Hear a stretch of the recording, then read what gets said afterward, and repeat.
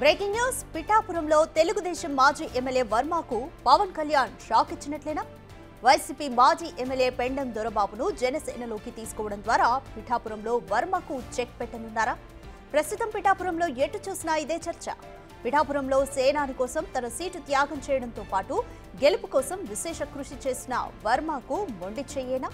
పిఠాపురంలో జనసేన బలోపేతానికి వర్మ ప్రత్యర్థిని బరిలో దింపుతున్న పరిస్థితుల్లో టీడీపీ అధిష్టానం వర్మకు ఎలాంటి భవిష్యత్తును కల్పించనుంది? పిఠాపురంలో ఇప్పుడు ఏ నోట విన్నా ఇదే మాట.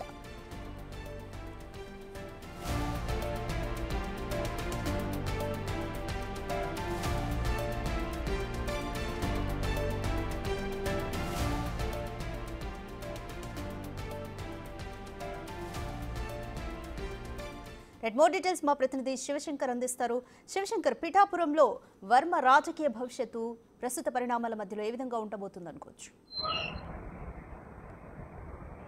ఎస్ రాధిక, చూసుకున్నట్లయితే పవన్ కళ్యాణ్ పిఠాపురం ఎంట్రీ తర్వాత పిఠాపురం రోజు చర్చల్లోనే ఉంటుందని చెప్పుకోవచ్చు. పొలిటికల్ ఎంట్రీలో చూసుకున్నట్లయితే ఇక్కడ పిఠాపురం నియోజకవర్గం నుంచి పవన్ అత్యధిక మెజారిటీ తోటి అయితే గెలుపును సాధించారు. అయితే పవన్ రాష్ట్ర డిప్యూటీ సీఎంగా ఉండడంతో పిఠాపురం నియోజకవర్గానికి సరైన నాయకుడి కోసం వెతుకుతున్న సమయంలోనే వైసీపీ మాజీ ఎమ్మెల్యే పెండెం దొరబాబు పార్టీకి రాజీనామా చేసి పవన్ పిలుపు కోసం వెయిట్ చేస్తున్నారని చెప్పారు. అయితే నిన్న తాజాగా చూసుకున్నట్లయితే అసెంబ్లీ సమావేశం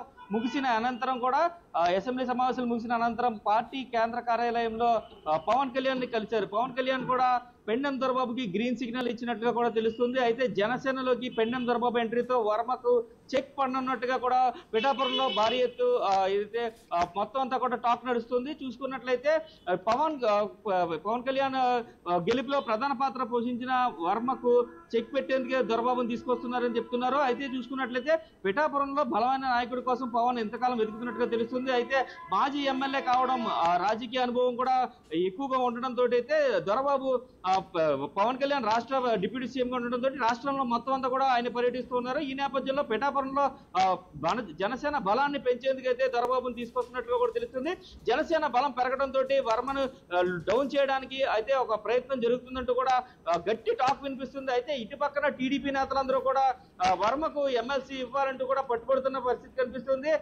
మొన్న జరిగిన ఎమ్మెల్సీ ఎన్నికలకు సంబంధించి ప్రచారంలో కూడా వచ్చిన పార్టీ అధిష్టానం నుంచి వచ్చిన పెద్దలందరూ కూడా ఆ కార్యకర్తలందరూ కూడా వర్మకు ఖచ్చితంగా ఎమ్మెల్సీ ఇవ్వాలంటూ కూడా చెప్తున్న పరిస్థితి కనిపిస్తుంది. ఈ నేపథ్యంలో వర్మకు టీడీపీ ఎలాంటి స్థానం కల్పిస్తుంది, ఎలాంటి భవిష్యత్తు కల్పిస్తుంది అనేది మాత్రం వేచి చూడాల్సిన అంశంగానే మిగిలింది. అయితే పవన్ కళ్యాణ్ మాత్రం రాజకీయంగా చాకచక్యంగా అడుగులు వేస్తున్నారని చెప్పుకోవచ్చు. ఎందుకంటే పిఠాపురంలో తాను లేకపోయినా నియోజకవర్గ స్థాయిలో జోష్ ని నింపే ఒక నాయకుడు ఉండాలి, ఆ నియోజకవర్గ కార్యక్రమాలన్నీ సక్రమంగా చేసే ఒక నాయకుడు ఉండాలి. కాబట్టి పెండెం దొరబాబు లాంటి మాజీ ఎమ్మెల్యేని పార్టీలోకి పిఠాపురంలో తీసుకురావడం వల్ల కొన్ని కీలక బాధ్యతలు కూడా అప్పచెప్పే అవకాశం కనిపిస్తుంది. Radhika, thank you Shivshankar.